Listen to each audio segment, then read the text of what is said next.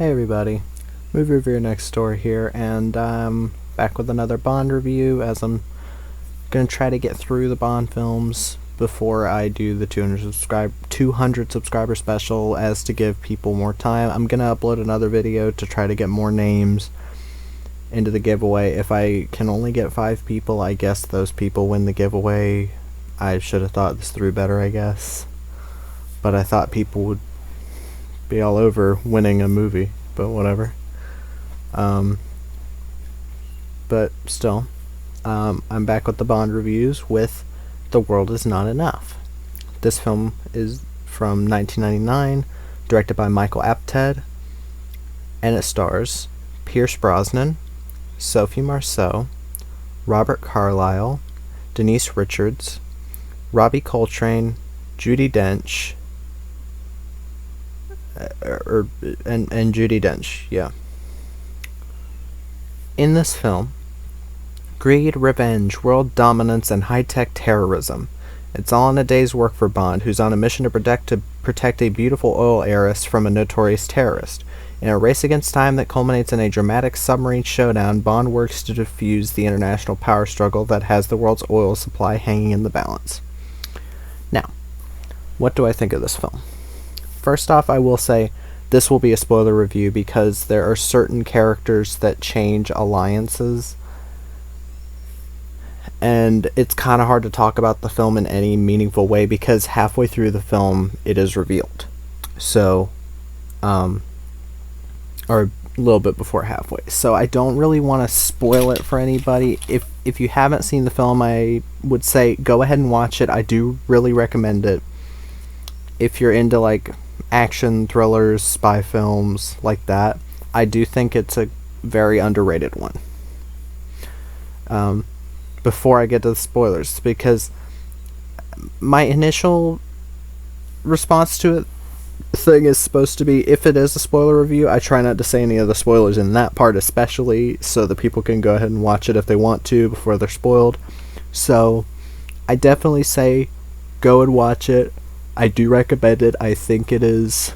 I don't think it's better than GoldenEye and Tomorrow Never Dies. I don't think I'll ever say that, because Tomorrow Never Dies was so close to being a better film than GoldenEye, and had a couple things that annoyed me a little bit, and I think if they were fixed, it could have easily been better. But this film, I still think it's a good spy thriller. I still think it's a good Bond film. I don't really understand a lot of the critiques about the film, and I will address those that I've seen.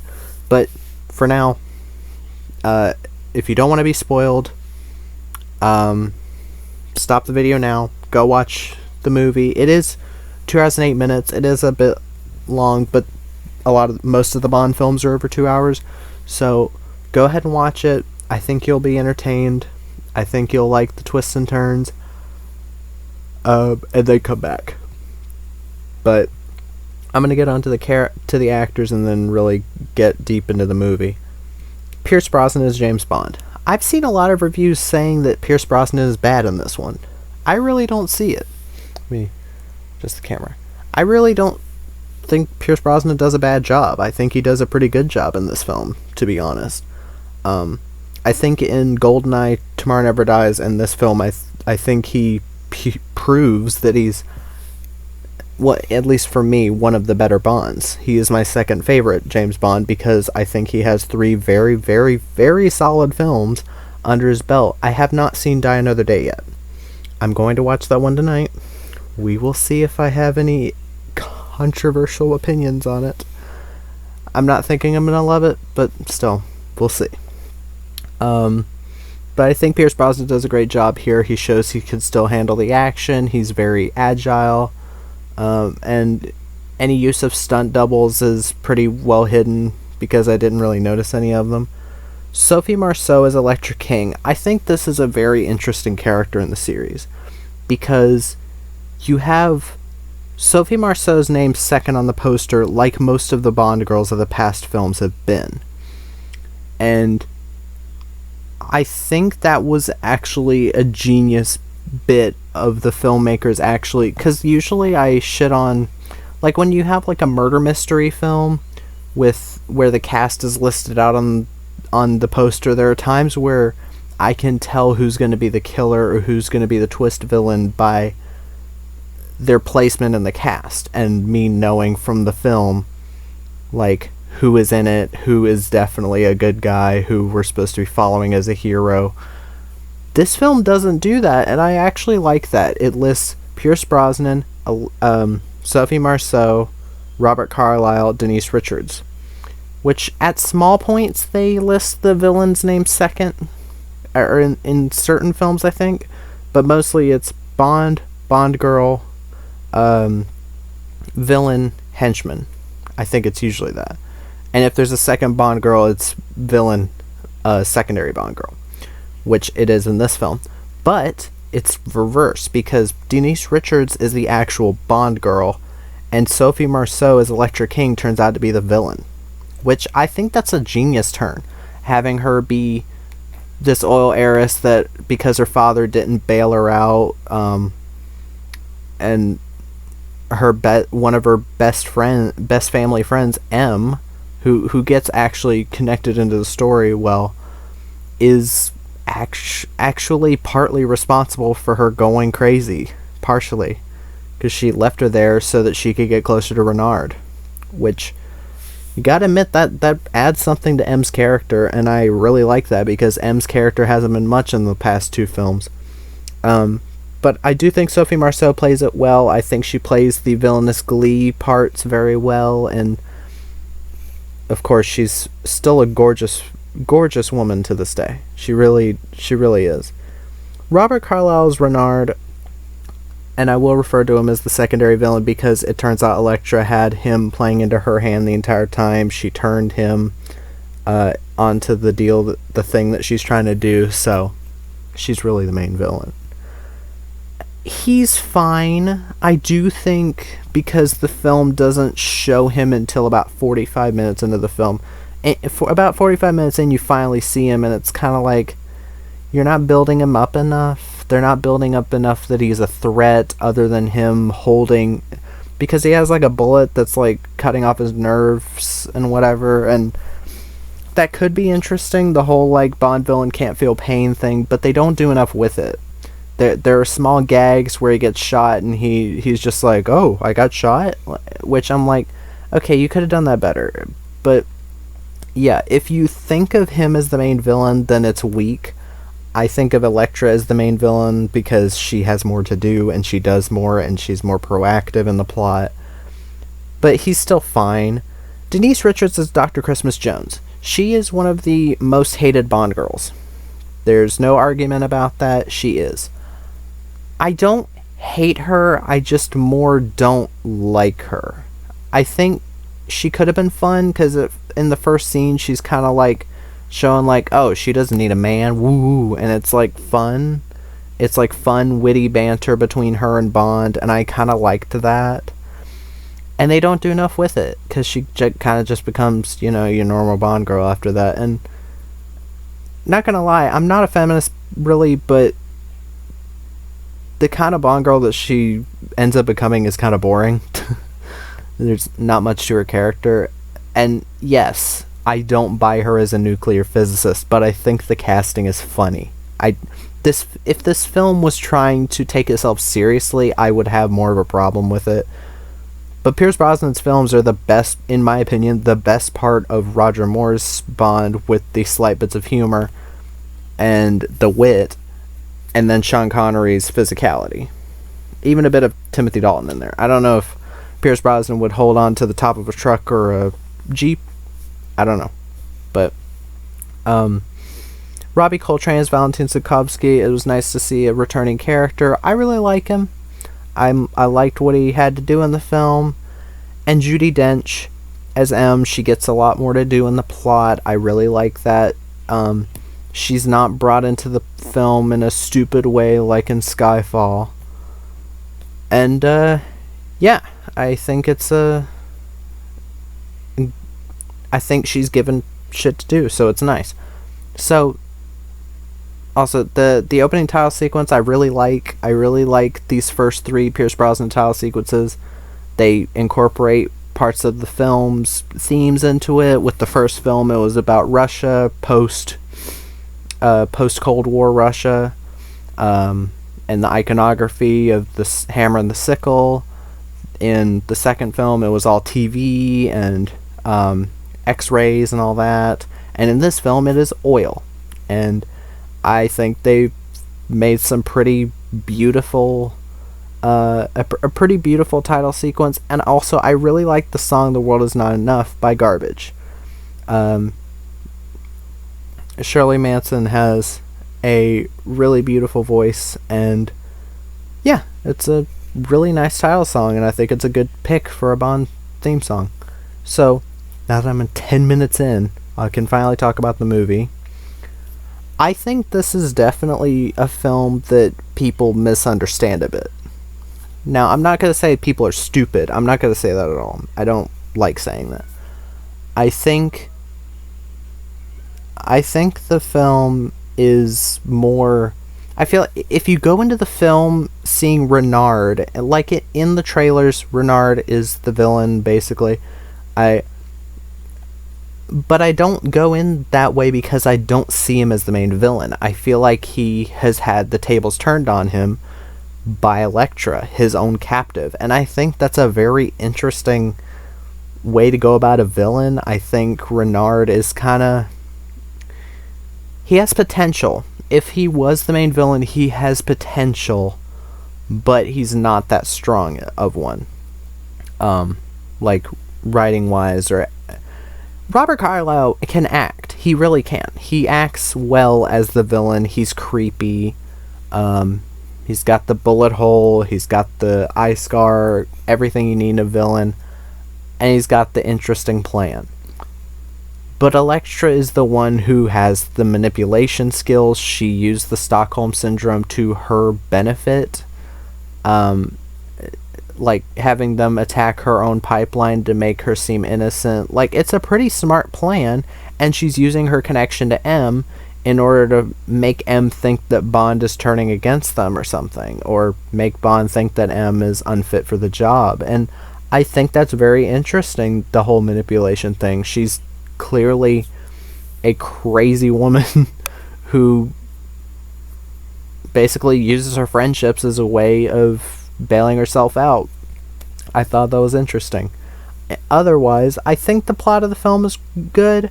I don't think this film is badly paced. I think this film has just the right amount of action happening throughout it, and it's very well shot. Michael Apted is definitely a good director for action. He's done films like he did Enough with Jennifer Lopez, which I love that film. I really do. He did Coal Miner's Daughter. I never saw that. He did Nell, Chasing Mavericks, Unlocked with Noomi Pace, which I thought was a pretty underrated, I thought it was an underrated action film. Nothing spectacular, but it's still fun and very well shot. And Noomi Pace is a great actress. Noomi Pace I could see playing a Bond, like, equal girl. Like a spy girl. I could see that. But, in this film, I don't really understand all the shit it gets. Other than Denise Richards, which, for the most part, I don't have that big of an issue with. I have more of an issue with Tanya Roberts, because she literally does nothing in the story. I have more of an issue with Honey Rider, even. I don't understand the love for Honey Rider other than, oh, she's the first Bond girl, and, like, all of her backstory is kind of, like, shoved in. It's like, oh, yeah, the person that I was living in his house tried to rape me, and I killed him with a spider and he died over 7 days. Like, and they really rush through that. They don't have any payoff to that. There's no payoff about her father or Krabkey. I think those early Bond films were trying to do something, but it feels like everything was cut out. Here, I don't think things were cut out. I just think Denise Richards needed a bit more screen time. And she needed to keep her, like, wit about how she's, like, not into men, that whole thing where they're like, she not even a glimmer.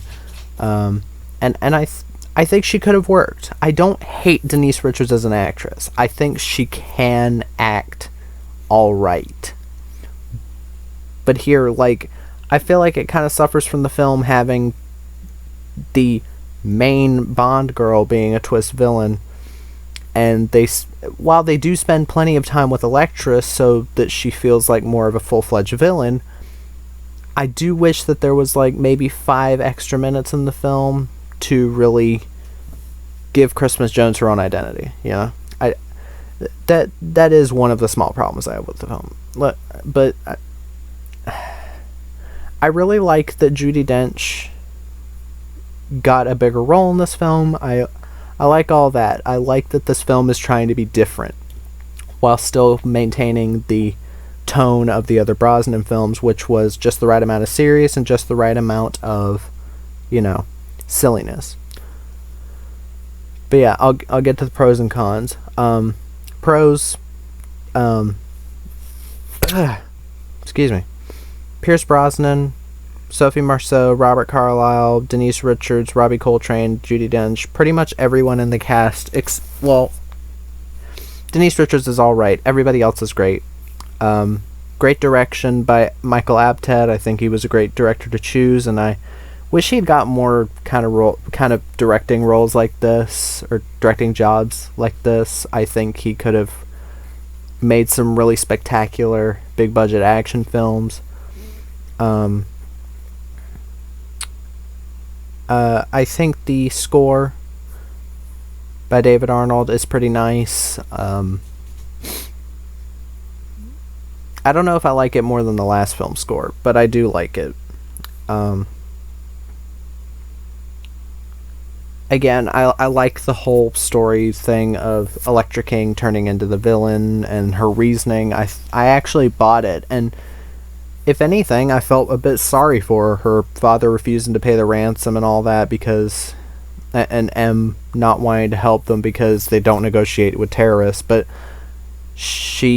then it turns out that she was on purpose not paying it to get closer to Renard, so she was basically selling out her own family friend in order to get to a bad guy. Like, I don't think it makes M unlikable. It shows that her methods are definitely not like everyone else's, but she kind of made this monster. I think that's interesting that one of the good guys is partially responsible for the villain existing. I think that's a great change of pace and pretty interesting. Again, the opening title sequence and the song World's Not Enough by Garbage. Cons, again, I think Renard could be more of a full-fledged character if they were trying to market him as the main villain. I don't know if they think that he's the main villain. The trailer thinks that he's the main villain, but I'm not super sure if we are supposed to think he is. Because in dialogue, we find out that Elektra was basically using him and like getting closer to him in order to finance her means, and during that helping with him. So I don't know exactly what they meant there, but it feels like the film is a bit at odds with itself. Again, Denise Richards, I wish there was a bit more screen time with her to give her more of a character.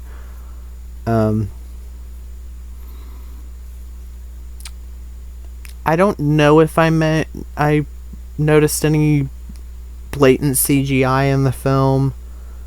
Maybe small bits. There's like a small bit with Bond diving into the water, and then there's a hard cut. I don't know if that was CGI. From what I've heard, Die Another Day has quite a bit of blatantly bad CGI or outdated CGI. But, yeah, other than that, I really have no huge issues with it. I just think the film does have a couple weak points. It does have a couple instances of maybe the scene's going on a little too long, but for the most part, I still really enjoy it. I don't understand really all of the bad rap it gets. I think it's definitely still a pretty strong film. But yeah, if anyone else I'd like to hear actually what do people think about this movie. I want to hear in the comments why people think it's such a bad Bond film, or at least one of Pierce Brosnan's worst, even though he only has 4. But still, I want to know that. But thanks for everybody watching the review. Comment down below, like the video, subscribe, and Movie Review Next Door out.